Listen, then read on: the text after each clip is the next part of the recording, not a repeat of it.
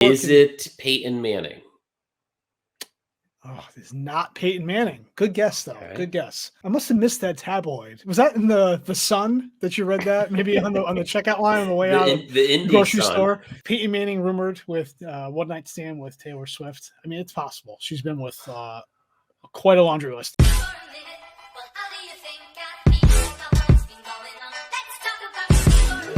Yeah.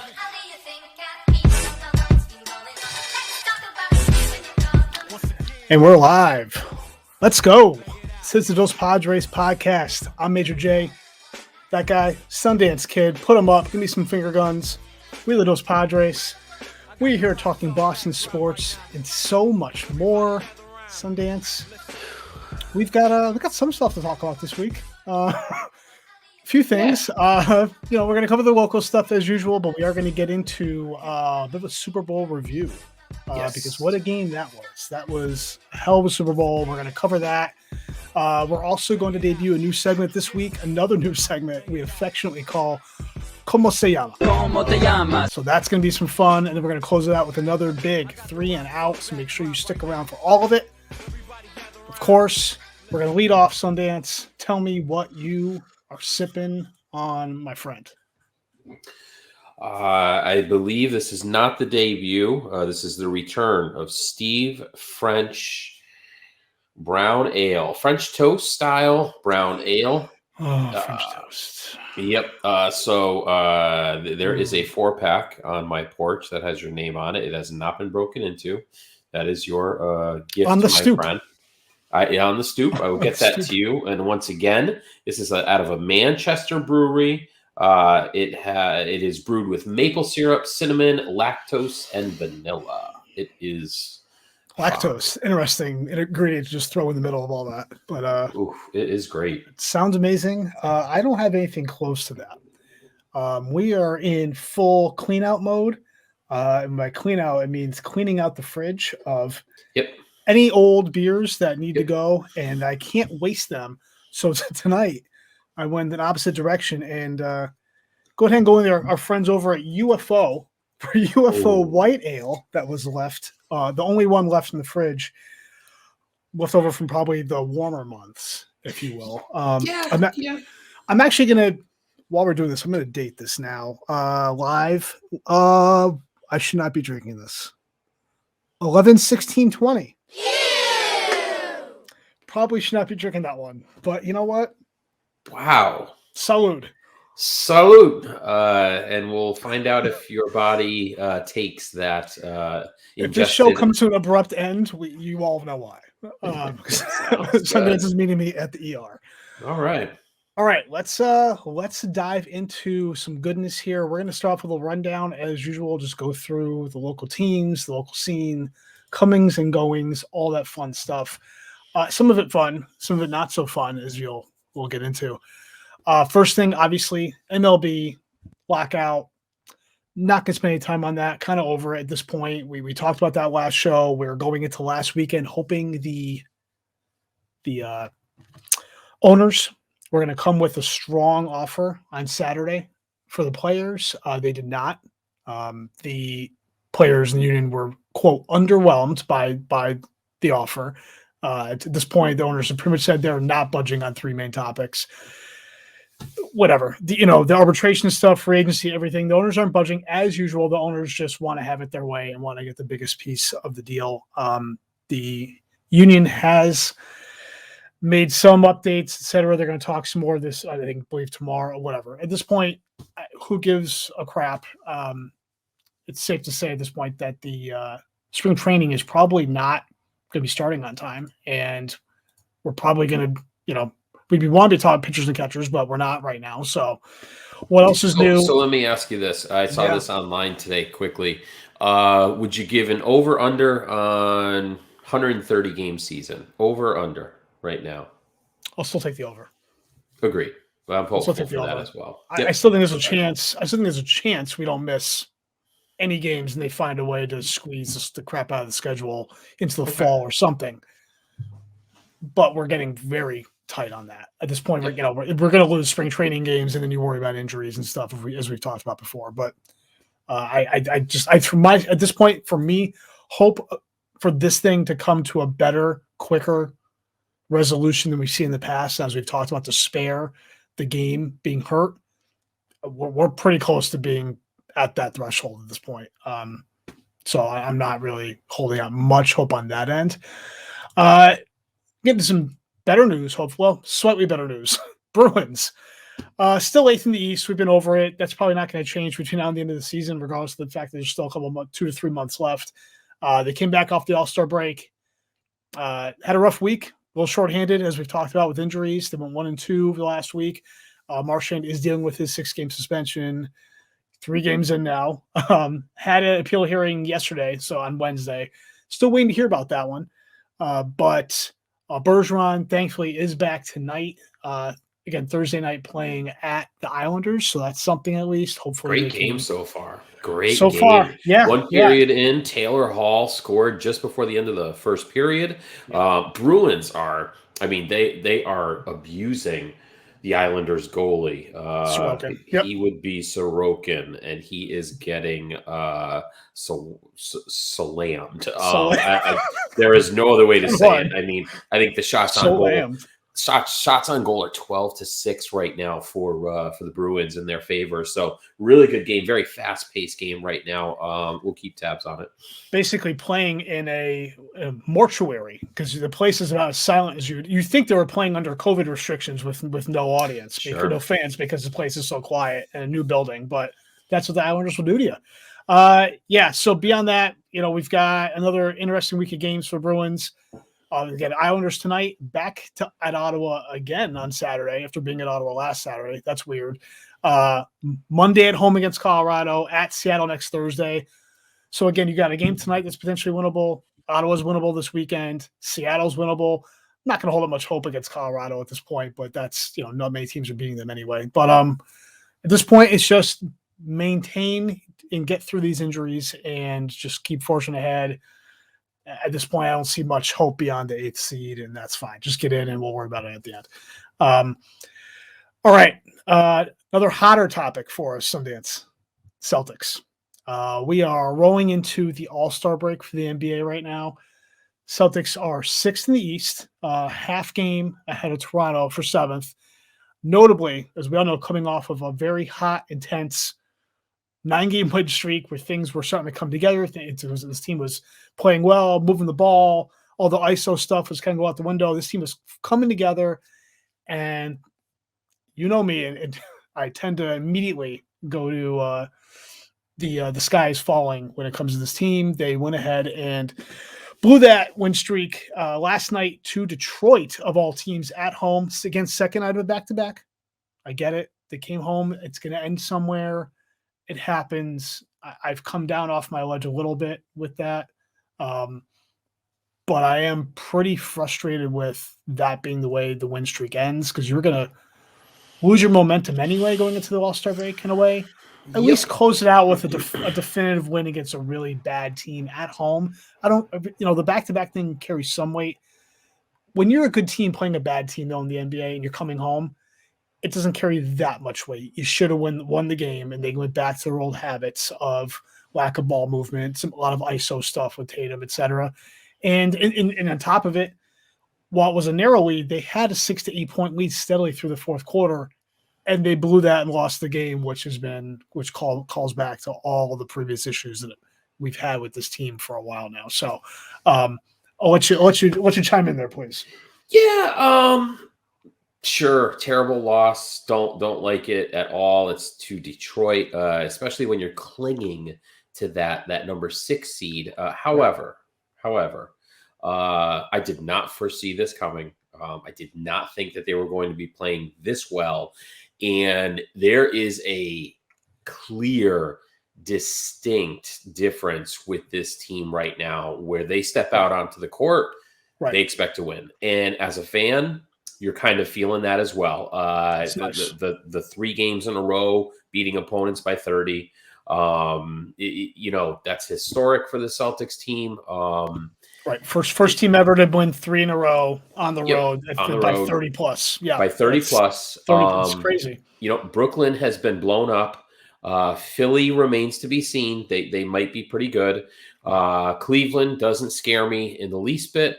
Milwaukee going to be tough to contend with, but got to be really happy with where the Celtics are at. And Udoka is finally got this team playing the way he wants it, with hard-nosed defense and a little bit of a uptick in pace and pushing the ball. They look fun. They look good, and it is unfortunate that they did not get that win against the Pistons. I looked at it on the schedule a couple days ago and said, great, another W. We're going to have won 10 in a row. Classic looking ahead on my part. That said, it was a fair look ahead, though. I feel like that was a fair one, given everything that was in play with the win streak, the way they're playing in Detroit. Yes, against the team that had, I think, 12 wins on the season. You are correct. That was their 13th win. Nice job. So I 13 and 45 on the year, folks. I do see it. I do agree. It's going to be interesting coming out of the break. Let's see where they go coming out of the break. But listen, we have basketball to look forward to right now. I don't know if you've talked to any Knicks fans lately, but they have just tanked. I mean, the Knicks are just like complete. If I have, they won't tell me that we won't talk about the They're a Knicks mess. because they'll hide it. They won't even. They'll forget that they like the Knicks anymore at this point. They just abandon the team altogether. You're Celtics right. are back. Celtics are back.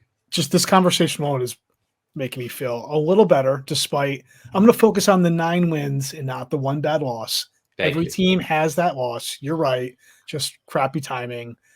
But going back to what you were talking about, you made a good point that they are barely in 6th right now, a game and a half behind Philly for the 5th spot. 2 games behind Cleveland for the 4. I mean, it's all bunched up. They're all the same. Getting into the top 4 is not unrealistic for this team, but only because like you said, who knows what's going to happen with Philly? They're going to get Harden back at some time. We missed him this past week because of his injury. Funny thing, that's actually a good segue though regarding James Harden, who was obviously to pull himself out of the All-Star game, and who was not named as a replacement yet again for James Harden. Mr. Jaylen Brown snubbed again for the All-Star game. When Harden pulled himself out, they put in Jared Allen from Cleveland. Come on, man. Like I understand not being voted in, obviously not making an adventure, but to not be in now as like we're now 3 subs in, 3 or 4 replacements in at this point. How is he not in? We're past reasonable reasoning at this point. Rather, I don't know. It's a pretty big snub. I'm sure. He feels that it's going to – I think it's just going to motivate him and the team even more. But, like I said, they're off for the next week until next Thursday, the All-Star break. So we'll be talking about that some more on next week's show. Beyond that, I've got nothing more about the season at this point. Patriots, not much going on there. Just a couple of kind of footnotes before we get into the Super Bowl review with regards to the NFL. Aaron Rodgers was voted MVP. Curious your thoughts on that real quick. Yay or nay? Yeah, sure. Whatever. I mean, he was a top 5 candidate for MVP. You can't argue with it.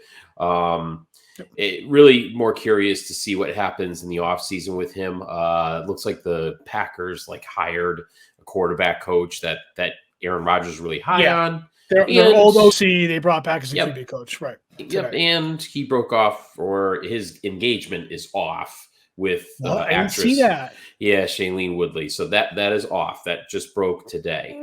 Their engagement is no more. So you got to ask yourself: does this redirect him back into the good graces of Green Bay land, and is it something that he wants?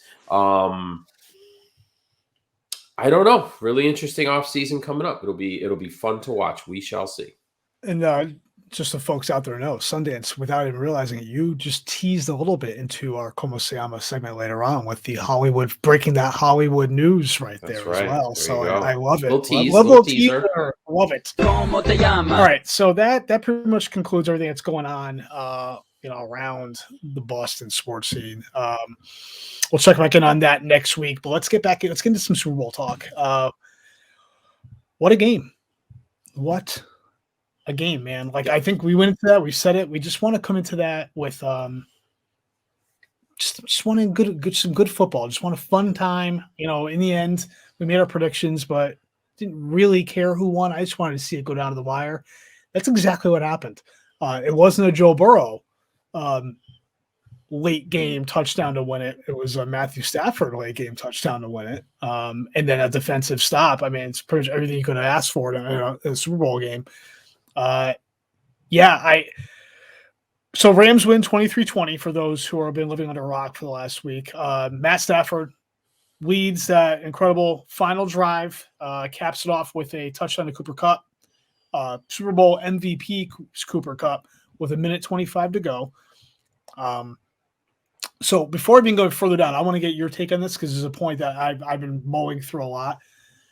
That final drive for the Rams when Stafford hit Kupp to score, I felt a couple of dynamics going on here. There was, as you get down to in the red zone there, you had on one hand, you had the refs who decided for the first time the entire game, they're going to start pulling the flags out of their pockets. I personally feel like, because they felt like if they didn't want it. They let everyone play for the most part, the whole game. And I did think the game for the most part was played pretty cleanly too. I don't think it was, they were just swallowing. Agreed. But they started throwing them at the end of this last drive because I frankly feel like, okay, crap, we can't let stuff go, not call it, and then have it be on us that we didn't make these calls. So we just have to err on the side of caution. Anything close, we got to throw it. That's what it felt like. There was a call on, I believe it was Logan Wilson, their middle linebacker, for basically a hold and down in the center, in the middle of the field. That was kind of a phantom call. That was kind of garbage. Beyond that, I will say most of the flags were pretty legitimate. It was just frustrating to see it unfold that way. Yeah. Yeah, and all of a sudden, like now, all these flags are coming out when you weren't throwing them before. But on the other hand, I do feel like most of them were legitimate. I feel like the Cincinnati defense basically just choked in coverage in a tight space at the end of that game. I don't know if they got, for whatever reason, they flat just choked and started making penalties. There was probably 4 or 5 flags in that at the end of that last drive alone that gave the Rams repeated opportunities to score. So at some point, Stafford's going to find Cooper Kupp to hook up for that TD.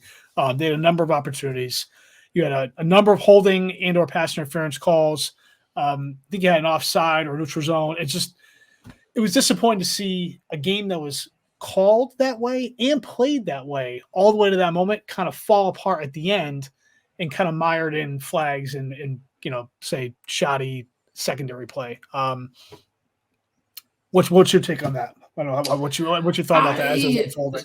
So I think to label Cincinnati's defensive play down that stretch as choking is strong. I think it's harsh. Okay.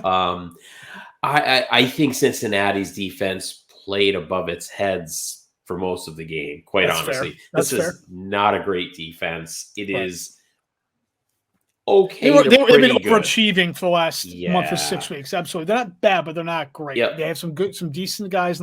Their safeties are good, and Von Bell and Jesse Bates. Their corners are not good. Mike Hilton is not a good corner. There's a reason why Pittsburgh let him walk. So I see it as the battle of the quarterbacks, Burrow versus Stafford, and Stafford came out on top pretty much based on the fact that he had the ball with more time, less pressure in a sense. Right. He was hooking up with Kupp. And by the time Cincinnati got the ball back, I just don't think LA's defense was going to let them score. Their defense was just going to some great calls, defensive calls in that last series with sending the house. Just got to send everybody at Burrow and just try to force him into something. And it worked. It worked really well. The play of the Super Bowl, harassing him into a ridiculous flip where it's just, up for grabs and ends the game. Aside from that, awesome game. Jamar Chase lives up to the hype. Odell Beckham Jr. lives up to his name. A phenomenal play here or there, and then a big-time injury that takes him completely out of the game.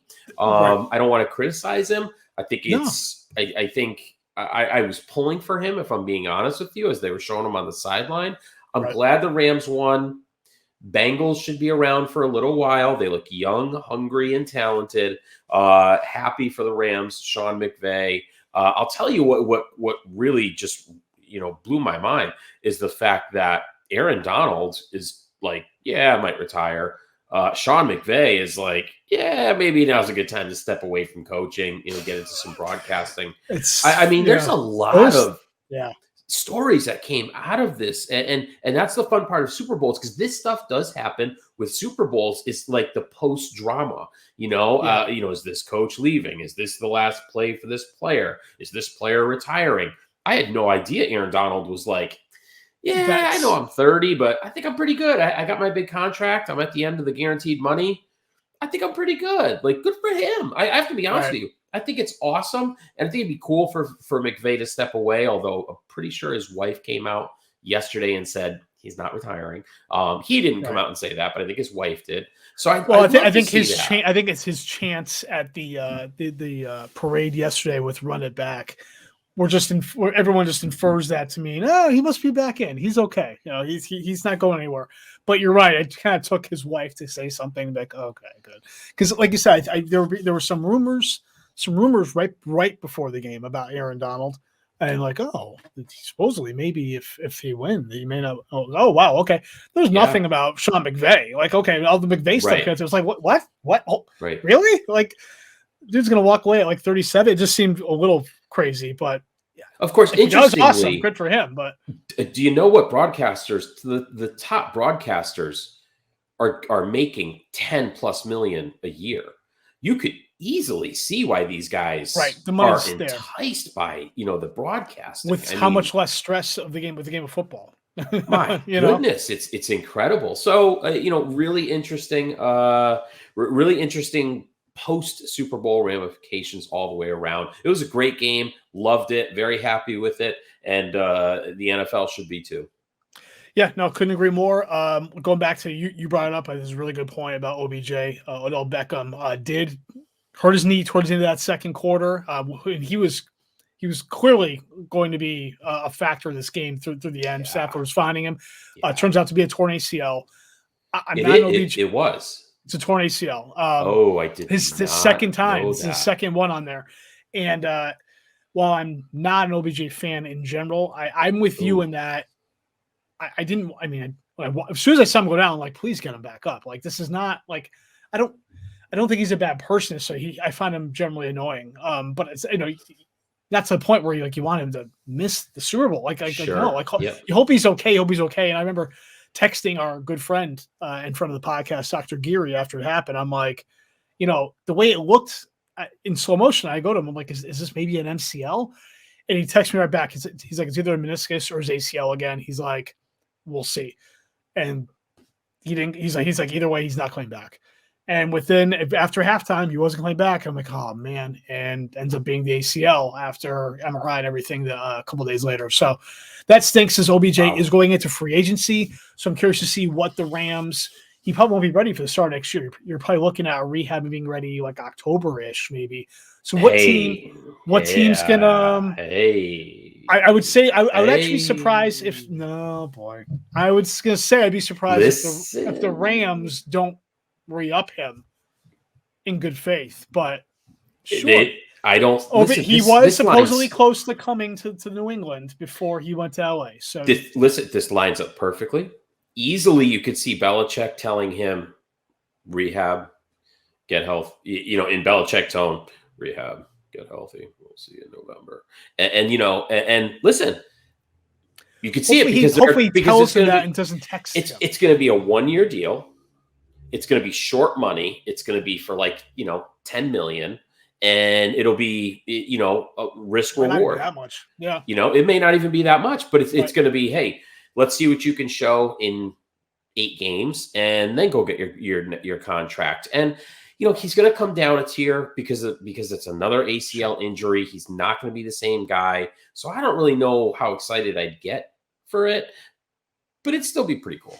I'd be down with it. Like if that ended up happening, I'd be like, all right, yeah. Like this is sort of a typical Patriots free agency type roll of the dice. They've done them in the past, whether it be injury or issues with personality or whatever else, like the Corey Dillons and stuff. More of a Red Sox. Yeah, it's more of a Red Sox gamble. We know that kind of behind the scenes, actually pulling strings to. We know you lost both legs in this horrendous ATV accident, but we have a thinking that maybe you can actually, play the outfield again. So we're going to take a chance on you. You can still swing it, and we can get them to let you run on wheels. We can get the league to change the rules to allow wheelchairs to be accessible and even. It's more of a Red Sox move, but the money lines up to be a Belichick move. So we'll see. All right. Look for OBJ in right field at a ballpark near you. All right. The only other thing I would say about that is one other big question going into that game was, could the offensive line protect Burrow against that Pams pass rush? No, they cannot. Nope. Joe Burrow sacked 7 times in this game, including Aaron Donald got him twice, including, like you mentioned at the beginning, got to Burrow on that 4th down to get him spinning to that incomplete pass to basically end the game. So good times all around. Your champion, LA Rams. In the end, it was a fantastic game regardless. Pretty cool. One final note, Sundance, favorite commercial from the Super Bowl. What's yours? Did you have one? Didn't have one. Have to be super straight up. I'm going to say it's not the Austin Powers, Dr. Evil. I mean, I'm not going to steal your thunder here. I think you have, a favorite commercial from the Super Bowl. I love the halftime show. I don't want to get too far off track here. Halftime show was phenomenal. Fantastic. Top 3 easily. Yes. Dre killed it. What about you? Any commercials stand out to you, my friend? Big fan of the Larry David one. Okay, I missed that one. Interesting. You did? Okay. Yeah, it's basically showing Larry David through periods of time going all the way back to the invention of the wheel. Basically, it's like, no, not feeling that. I think he missed the mark on this one. Nope. It would really end up being a commercial for FTX, the new crypto platform that makes it easy for everyone. And he passed on it. And in which case, in that one, that's the one time I'm with you, Larry David, because I'm not a big crypto. Gotcha. No. What's the one that you thought I was going to be my favorite? The Jim Carrey cable guy. So, what are you trying to say? That was a good one. I don't know why that was a good one. that. So I guess that would be my favorite if it's. I really, really had for the first 5 seconds. I was like, please let this be a trailer. Please let this be a trailer. Please let that be old Chip Douglas in a sequel. A sequel? And it wasn't. It was a commercial for what, Verizon? Or I think so. Yeah, some broadband. He nailed it. Cobway Goobla running down the hallway. If you have not seen Cable Guy, anyone who's out there, we implore you, go find it. Mid to late 90s. Jim Carrey, classic. All right, that's I think it's gonna wrap up our Super Bowl talk here, Sundance. So let's mosey on in to a new segment that we're going to be debuting here called Cómo Se Llama.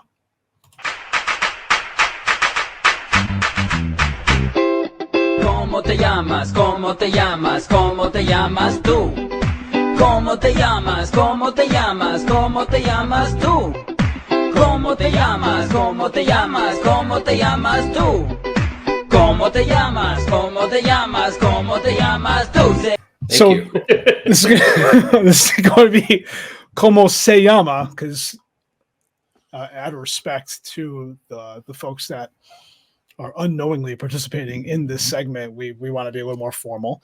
But essentially, this is where we take a number of celebrities, whether it be sports or in any other genre, and we give clues to each other to try to help guess who we are talking about. ¿Cómo se llama? What is your name? And we're going to try to clue it out. The theme of this week, Sundance, correct, is Hollywood Flames. And we're going to be going ahead and finding former Flames of a Hollywood celebrity of sorts and giving clues to try to guess who that person is. Got it. All okay, right. I'm ready. So my celebrity for mine is going to be Taylor Swift. So we're doing old Flames of Taylor Swift. God, it's going to be tough. I don't think so. I try to keep these sort of mainstream. All right. Okay. So I'll start. We'll start with my first one. Then we'll go through 3 clues, see if you can guess it. Then we'll move over to your first. You have some, right? I was supposed to prepare some for Cómo Se Llama.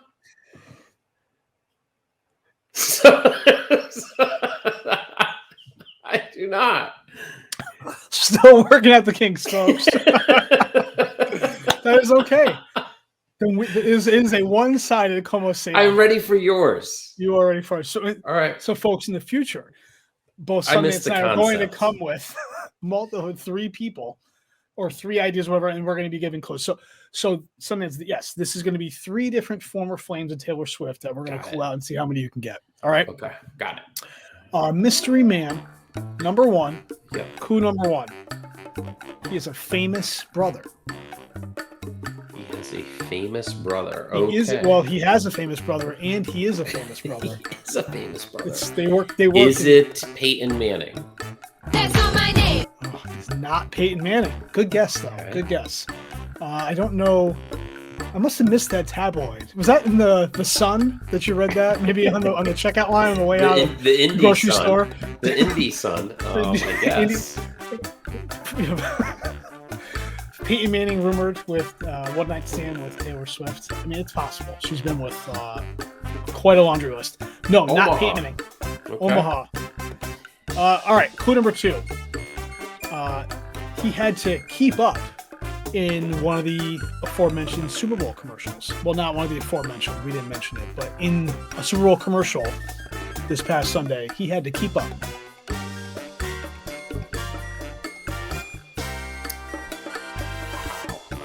Is it not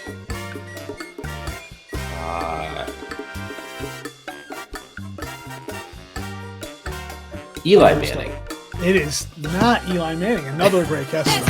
You know, the commercial with Caesar and Halle Berry. Yes, and absolutely. Okay, all right. I'll tell you, your father right now is patting each on the back saying, Taylor Swift? No, Dad. Okay. All right, clue number 3. See if you could probably get it after this one. Maybe. I think you should get it after this one. He is now married to the Queen of the North.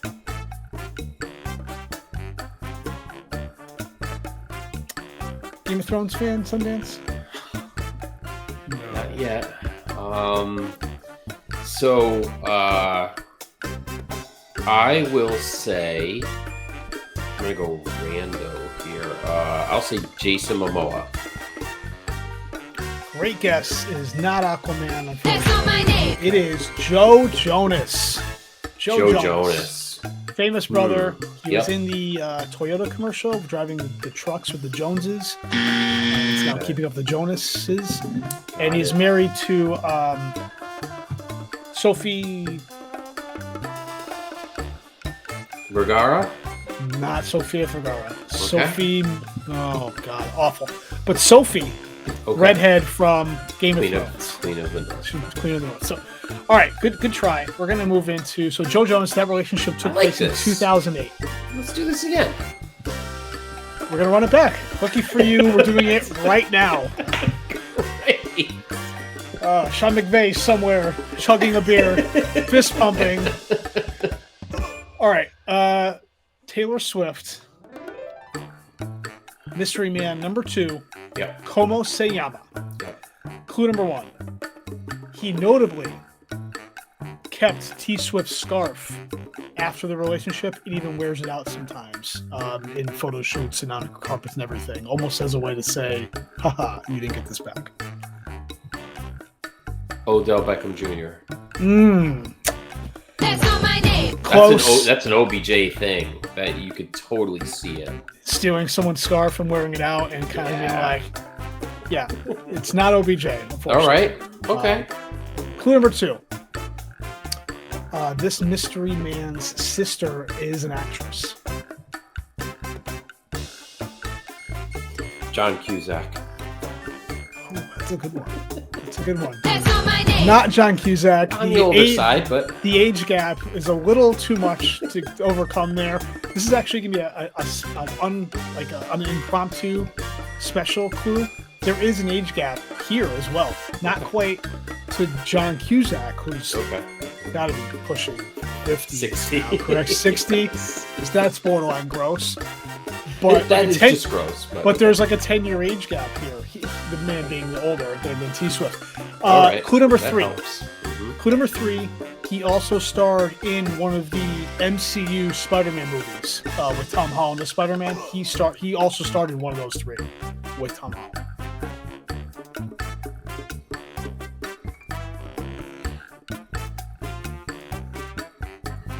Tobey Maguire. His sister Molly Maguire is an actress. He wears scarves out. Tobey Maguire has a sister named Molly? I don't know. It sounds good. Molly Maguire. Actually, that's not a bad guess because Tobey Maguire was in Homecoming. This last one. Yeah, Because the most of recent. That's actually fair. Not Tobey Maguire. That's not my name. So correct answer is Jake Gyllenhaal. Okay. They dated for about a month from 2010 to 2011, and she left her. Gyllenhaal was in Superman. Was in Spider-Man. The second one, he was the villain in the second. Far From Home in London. Yeah, and she left her scarf at Maggie's house, like Thanksgiving or something, and she never got it back. And he wrote about it in a song, and he had been seen out wearing it, her scarf, and photographed in it and everything. And she wrote about that in her song. So yeah, Jake Gyllenhaal is Mystery Man number 2. That's his Yama. All right, number 3. T Swift, Mystery Man number 3.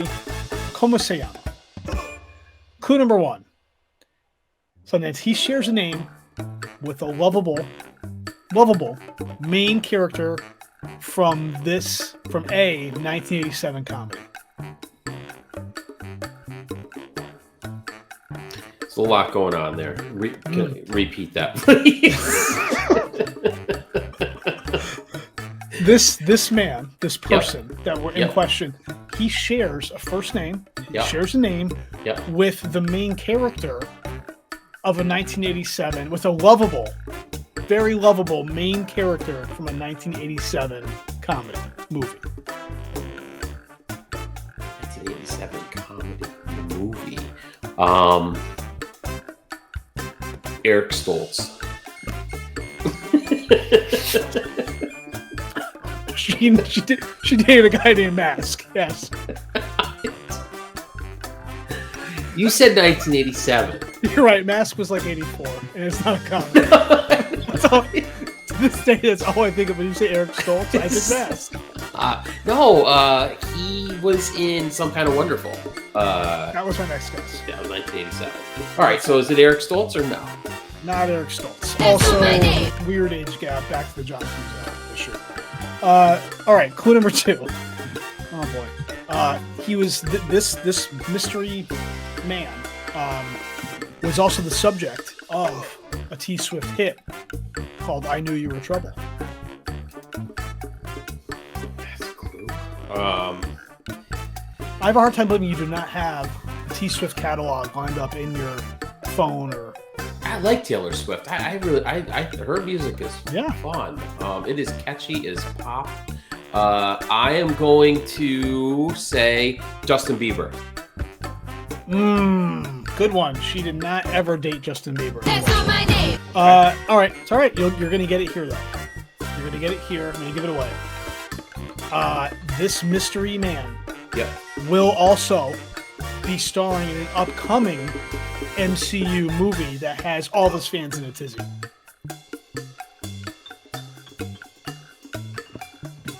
MCU? Marvel Cinematic Universe. Thank you. Oh, God. Okay, he's starring in a Marvel movie coming up. That's what you're telling me. I'm telling you that. And all of his fans, because he has lots of fans, this gentleman has quite the following. You know, because his career's really taken off and going in plenty of directions. Plenty of directions, not just one. Multiple So he is a multifunctional Hollywood star He is now. from the Marvel movies. Well, he only in a very small snippet Okay. cameoed in like some mid-credit scene in a Marvel movie that came out last year. He's making a full debut coming up. Okay. But all of his fans are they love it because he's breaking through and he's going in lots of directions now in Hollywood and not just one. Permission to ask for a bonus clue. Crazy hair. The hair is all over the place. Sometimes it's cool, sometimes it's weird. I'll give you another clue. Pete Davidson. That's not it. That's not my name. Not it. We're gonna keep going. We're gonna keep going. I'm gonna give you this next clue, and then you're gonna get it. All right. His favorite fruit, presumably, is watermelon. Oh, I know it now. It is, his name's got to come to me, so I need a second. He is one of my older daughter's like favorite. Harry Very Styles. stylish. Harry Ding, Styles. There it is. There it is. Sundance. Two. Oh, Shay. 1 for 3, not bad. All you right. know, Wade Boggs would take it. So now that you know that, what's the comedic movie that he shares the name with from 1987? Harry and the Hendersons. Bingo. Oh, fantastic. Nice job. Nice job. This is All right. fun. I'm going to enjoy preparing for this for the next time we play. We have to come up with I a will- fun topic. But Love it, I wanted to love go it. outside sports this week, just to have some fun with it. So I figured Hollywood. We can go in a plethora of directions here. All right, that was a good time. A little abrupt, a little shorter than we planned, but that's okay. That's all right. That's right. It's going to be a short show this week, folks. That's fine. We're going to move into our 3 and out. Sundance, I'm going to give you first down. Thank you very much. I am going to let you know that Oasis is not getting back together. That is 1A. Breaking news here. Okay. That is 1A. 1B. All kinds is of news that being broken tonight. Liam Gallagher is very open to a reunion with some, snarky comments. But 1C, Noel Gallagher is not having it, which leads to 1D, and that is that Liam Gallagher is not a bad solo artist, and his latest hit, Everything's Electric, he performed it at the Brit Pops Awards. Phenomenal. Everything's Electric by Liam Gallagher. If you have not checked out that song yet, check it out. Liam Gallagher surprises me these past few years. He's got some good music out there. Major J, second down. That's a great first down. I don't think I can follow that one up. All kinds of directions like that's like 4 downs in one, which I appreciate. So suck it, Noel. All right, my second down. My thing is basically, I know we don't want to talk about this anymore, and I'm sorry. And I almost promise this will be the last time. But again, it's been out there, and I just want to definitively say I'm making a bold prediction here. Not even so bold, but I'm putting it out there at this point. Unfortunately, I think it's going to be true. Come week 1 of the 2022 NFL season, Tom Brady is going to be the starting quarterback for some NFL team. Hands down. I thought you were going to say that. He is starting at quarterback for some team next fall. Week 1, it's happening. It's no doubt in my mind. I'm going to leave it at that. It's frustrating. It's annoying. But I'm just saying it's going to happen. So Tom Brady retired until he's not in like August, if not sooner. So yeah. All right. Third down. So that's third down. Some revelations came out this week about Matt Harvey and his time in New York. Yeah. He unfortunately had to testify in the Tyler Skaggs overdose case against the Los Angeles Angels, which the verdict came down just a couple of hours ago. The employee was found guilty. The Los Angeles Angels employee was found guilty of supplying drugs to Tyler Skaggs. One of the the star witnesses in this case was Matt Harvey, and Harvey talked about his drug use. I give him a lot of credit. He was very open about it. People are going to say, well, he did get, immunity from federal prosecution. Right. He did, but he wasn't a drug pusher. He was a drug abuser. I give him a lot of credit for standing up and saying, this is what I did. Not proud of it, but here to tell the truth. And it really brought the curtain back, because I was really high on those 13, 14, 15 Mets. They made it to the World Series. They were so fun to watch. And I was just so disappointed to learn, some stories about Matt Harvey that it wasn't all his arm gave out on him. He was just not a good professional athlete, teammate. And Tiki Barber even had a story on his radio show saying he and his wife were driving in New York during the day during the baseball season, and around like 4 or 5 o'clock, Matt Harvey's just sitting curbside, having a drink, dinner. And Tiki was like, I know the Mets are playing tonight. Like, I saw the teaser. What's this guy doing? What is he doing? It's like 4:30. Isn't he supposed to be at the field? Really disappointed to learn that.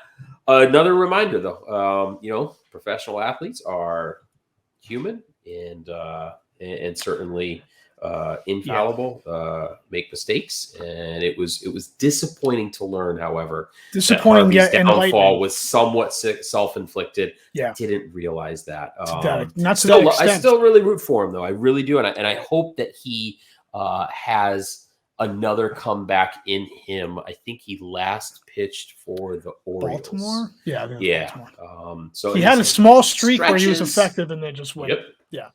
So we'll see. I'm still rooting for Matt Harvey. That's my third down. All right. Well, that pretty much caps off the show. But before we go, reminder, if you're watching us on YouTube, just make sure you like and subscribe. Turn notifications on if you're listening to us on audio and any of the platforms that we're available on, Spotify, Apple Podcasts, etc. We're available pretty much everywhere you can get podcasts at. If you're listening to us there, just please rate and review. Follow us on social. Number 2 Padres Pod on Instagram, Twitter, TikTok, and we're the Dos Padres Podcast on Facebook. Find us, follow us, hit us up. We would love to hear from anyone out there. Again, all part of Sundance, our Greater World Western Takeover. Mass. Close. It's where we've actually revised it. I forgot to tell you about this in the pre-show. It's now part of our Greater Western Mass / Hartford County takeover. We like to say that we want you to come for the ride, but at this point it's a 2-seater, so there's no room. But hopefully growing from there. We'll add a caboose at some point. Jump on board. Thank you very much. All right, so we're going to be back next week. We're going to talk some more Celtics and Bruins. Hopefully those teams, Bruins are going to be going. Celtics are going to be coming out of the break. So we're kind of previewing that week coming up as they play Thursday night when we're going to be recording. Hopefully we can have some talk about pitchers and catchers or something going on, but probably not. It'd be nice, but nope. We're going to find some other fun stuff to do. Maybe another Cómo Se Llama all the way this time. Maybe we're going to do that. A little teaser today, one way, but maybe next time we're gonna see how bad I can be guessing some stuff, because it's gonna be pretty awful as well. Either way, make sure you come back, you check it out. It's gonna be fun. That's Sundance Kid. I'm Major J. We are the Dos Padres. Hasta tus sueños. We are out. I got the rock star backdrop right now. Everybody gather around. Listen.